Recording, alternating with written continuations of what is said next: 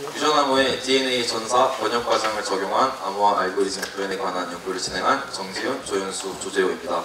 저는 발표를 맡은 2학년 IT 과정 정지훈, 생명과학 과정을 지원하여 발표를 맡게 된 조현수입니다.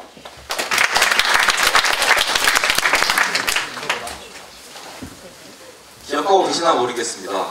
바둑에 관심이 없던 어린아이나 학생 할 것 없이 모두의 이목을 이끈 바둑 경기가 2016년 4월에 있었습니다.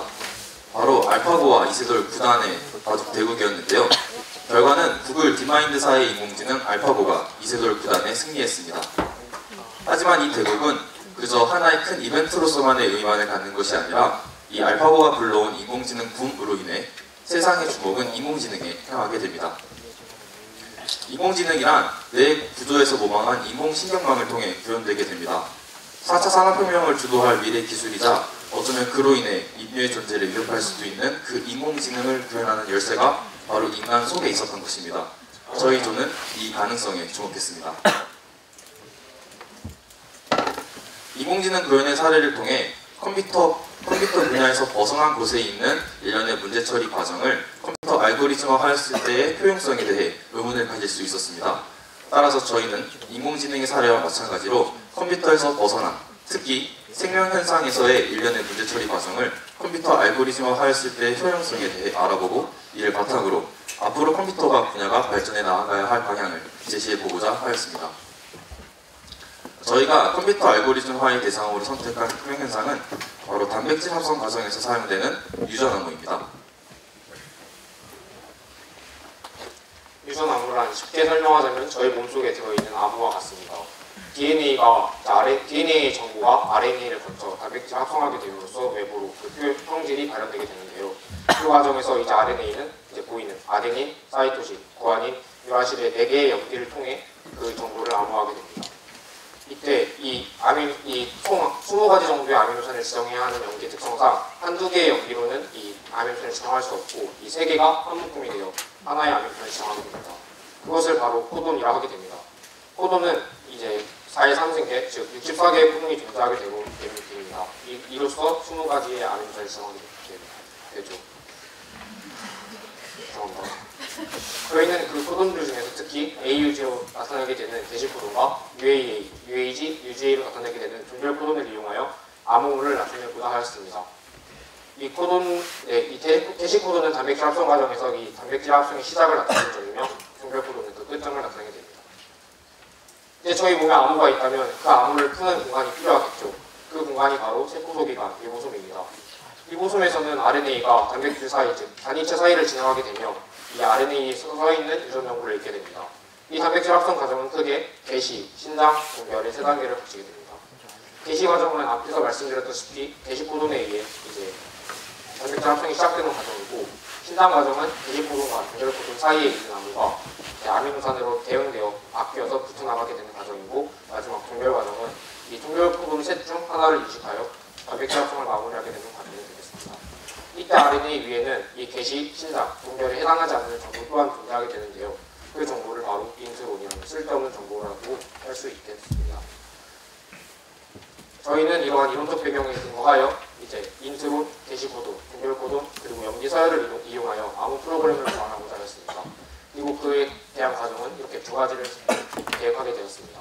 첫째, 저희가 지금 하고 있는 말과 같은 자연어를 염기 서열 형태의 암호문을 바꾸어주는 암호화 과정과 반대로 암호문을 다시 자연어로 바꾸어주는 복구화 과정, 이 2가지 과정을 계획하게 되었습니다. 저희가 암호를 보완하기 앞서 암호의 가장 중요한 것이 무엇인가 생각을 해보았는데요. 그것이 바로 이제 그 암호의 보완성이었습니다. 암호의 보완성 같은 경우 이제 예를 들어 큰 사라는 자연어를 입력했을 때 항상 똑같은 값만 나오게 된다면 그의 보완성은 떨어지게 되고 제3자의 쉽게 간파되어 암호수의 효용성이 떨어지게 됩니다. 이에 저희가 바로 이에 대한 대안으로 다양성과 보완성을 높이기 위해 생각한 것이 바로 함수 보완이었습니다. 이 함수는 이 k 값을 정렬 코돈이라는 저희가 새롭게 지정한 값을 통해 다양성을 높일 수 있었는데요.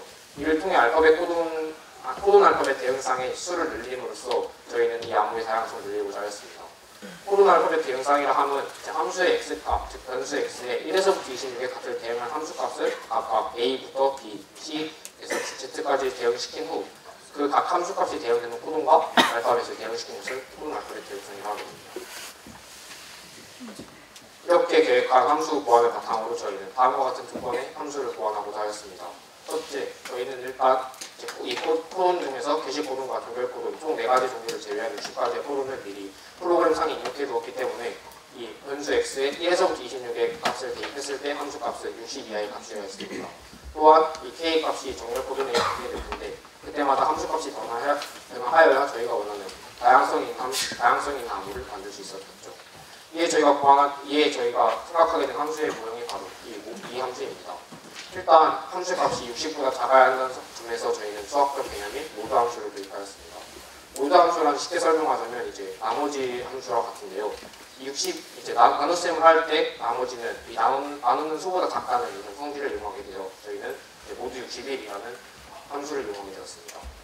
이때 저희는 p와 q의 값을 특정한 값을 찾아서 이상적인 함수를 찾기 위해 엑셀 프로그램을 이용하여 실험을 진행하였습니다. 다음이 실험을 진행한 결과인데요. 대부분의 함수에서 이제 왼쪽 사진에 보이는 것과 같이 k의 값이 바뀜에도 불구하고 함수 값이 똑같이 반복되거나 혹은 일정한 주기를 갖고 계속 반복되는 함수 값을 볼 수 있었습니다. 이에 부적합하다고 판단한 저희는 가장 이상적인 함수를 찾기 위해 끊임없이 노력한 결과 바로 p가 59이고 q가 2일 때, 즉 함수식이 다음과 같을 때 가장 이상적인 함수임을 발견하였습니다. 그리고 이때는 k의 값이 60일 때 함수값이 0으로 반복되는 이런 오류가 약간 발생할 수 있는 여지가 남겨져 있는 정렬 코돈을 지정할 때 k의 값을 60을 제거함으로써 함수의 문제를 해결하였습니다. 네, 이 함수를 통하여 암호화 과정을 진행하게 됩니다. 본격적인 코드 설명에 앞서서 계략적인 알고리즘을 설명해 드리고자 합니다. 암호화 알고리즘 같은 경우 자연어를 입력받으면 암호문이 시작된다. 자연어를 입력받으면 실질적인 의미를 갖지 않는 인트론을 삽입합니다. 이후 암호문의 시작점을 알려주는 게시 코돈을 삽입하고 함수식의 상수 k에 대입할 숫자인 정렬 코돈을 삽입한 뒤 자연어를 암호화한 암호문을 삽입하고 암호문의 끝점을 의미하는 종결 코돈을 삽입한 뒤 다시 인트론을 삽입하면 암호문을 만들 수 있습니다. 오코 알고리즘의 경우 암호화 알고리즘의 옆 과정입니다. 암호문을 입력받으면 이를 3개의 염기처리로 이루어지는 단위인 코돈으로 분할하여 주고 이 코돈에서 게시 코돈을 탐색한 뒤 게시 코돈 뒤에 위치하고 있는 정렬 코돈을 통해 코돈 알파벳 대행상을 생성해 주고 정렬 코돈과 종결 코돈 사이에 있는 코돈들을 각 대행상으로부터 탐색하여 일치하고 있는 알파벳으로 변환시켜주면 암호문을 자연어로 복호화할 수 있습니다. 네, 그럼 본격적으로 실질적으로 프로그램에 동작하는 모습을 설명해 드리고자 합니다. 좌측에는 해당 과정에 대한 설명이 나와 있고 우측에는 프로그램상에서 데이터가 어떻게 처리되는지를 도식화하여 나타냈습니다. 참고하시면 좋을 것 같습니다. 암호화 프로그램의 첫 번째 과정으로서 자연어를 입력했습니다. 자연어의 예시로 큰 사를 입력해 보겠습니다. 본격적인 암호문 작성에 앞서 실질적인 의미를 갖지 않는 인트론을 무작위로 삽입하게 됩니다. 이번 사례에서 임의로 설정된 인트론의 개수는 3개이며 임의로 지정된 인트론은 아래와 같습니다. 이후 암호문이 시작된다는 것을 알려주는 게시코돈 A, U, G를 삽입해주고 함수식의 상수 K에 대입하는 숫자를 지정해주기 위한 정렬 코돈을 임의로 지정하여 게시코돈 뒤에 삽입해줍니다.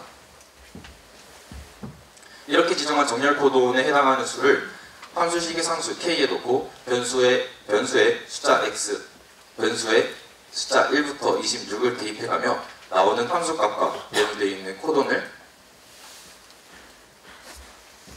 있는 코돈을 각각 알파벳 A, D, C와 묶어 다음과 같이 코돈 알파벳 대응상을 생성해주게 됩니다. 그런데 여기서 알파벳은 문자의 형태가 아닌 C 언어에서 문자에 부여한 고유 숫자인 ASCII 코드 형태로 다음과 같이 저장되게 됩니다. 코돈 알파벳 대응상을 생성하였으면 맨 처음 입력받았던 자연어에서 각각의 알파벳에 해당하는 ASCII 코드를 이 코돈 알파벳 대응상에서 찾아 대응되어 있는 코돈을 정렬 코돈 뒤에 차례대로 삽입해 나아갑니다. 이후 암호문이 끝났다는 것을 알려주는 종결 코돈을 삽입해주게 되는데 종결 코돈의 종류에는 3가지가 있으므로 이 3개 중 하나를 임의로 선택하여 암호문의 뒤에 삽입을 해주고 앞에서와 마찬가지로 인트론의 개수를 무작위로 설정하여 임의의 인트론을 뒤에 삽입해주면 암호화 과정이 끝나게 됩니다. 이렇게 완성한 암호문을 출력해주면 암호화 프로그램은 종료되게 됩니다. 흔사라는 자연어를 입력하여 유전암호에서 착안한 알고리즘을 통해 염기서열의 형태로 되어 있는 암호문으로 암호화시켜보았습니다. 그럼 이번엔 반대로 염기서열의 형태로 되어 있는 암호문을 자연어로 복호화시켜 보겠습니다. 이번엔 우측에 해당 과정에 대한 설명이 나와 있고 좌측에 프로그램상에서 데이터가 어떻게 처리되는지를 도식화하여 나타내었습니다. 방금 큰사를 암호화한 암호문을 입력해 보겠습니다. 입력받은 암호문을 3개의 염기서열로 구분되는 단위인 코돈으로 분할해주고 이 코돈에서 실제 암호문의 시작을 알려주는 게시 코돈을 탐색합니다. 이 게시 코돈 바로 뒤에 있는 종결 코돈을 따로 저장한 뒤 이 정렬 코돈에 해당하는 숫자를 함수식의 상수 k에 대입하여 암호화 프로그램에서와 마찬가지로 코돈 알파벳 대응상을 생성해줍니다. 그럼 정렬 코돈 뒤에 있는 코돈에서부터 각 코돈이 대응되어 있는 아스키 코드를 이 아래에 있는 코돈 알파벳 대응상에서 찾아 이 아스키 코드를 다시 문자의 형태로서 별도 저장해줍니다. 이런 식으로 종결 코돈 앞에 있는 코돈까지 모든 코돈을 다시 문자의 형태로 변환해 주셨다면 복호화 과정이 끝나게 됩니다. 이렇게 복호화된 자연어를 출력해주면 복호화 프로그램이 종료됩니다. 염기서열의 형태로 이루어진 암호문을 다시 자연어의 형태로 복호화시켜 보았습니다. 본 연구를 통해 구현한 알고리즘 같은 경우 저희가 암호문의 보안성과 다양성을 높이기 위해 보완한 장치인 인트론과 정렬 코돈이 매 입력마다 다르게 삽입되기 때문에 함수의 보안성과 다양성을 제고시킬 수 있었고 또 저희가 자체적으로 보완해낸 함수를 통해야지만 해독이 가능했기 때문에 보완을 통해 실제 암호화 알고리즘으로서의 활용을 기대해 볼 수 있었습니다. 또한 유전암호에서 착안한 암호화 알고리즘을 구현하는 과정에서 이미 생명현상이 그 자체로서 하나의 알고리즘이었기 때문에 이를 컴퓨터 알고리즘화하는 과정을 통해 생명현상과 컴퓨터 알고리즘과의 연계 가능성 역시 확인해 볼 수 있었습니다. 식전 행사에서 홍대기 교수님께서 언급해 주셨다시피 IT 산업은 현재 가장 각광받고 있으며 발전해 나아가고 있고 앞으로 발전할 분야가 무궁무진한 산업입니다. 앞으로 컴퓨터과학 분야가 탈컴퓨터적 영역으로 접근을 시도하여 생명과학과 같은 다양한 자연과학 분야와의 융합을 통해 강인공지능 구현 등의 현재 컴퓨터과학 분야가 직면하고 있는 문제를 해결할 수 있으리라 기대해 봅니다. 이상으로 발표를 마치겠습니다. 감사합니다. 그럼 이 발표에 대한 논점을 누군가 들어볼 거고요. IT 과정의 태영 학생을 큰 박수로 맞이해 주시기 바랍니다.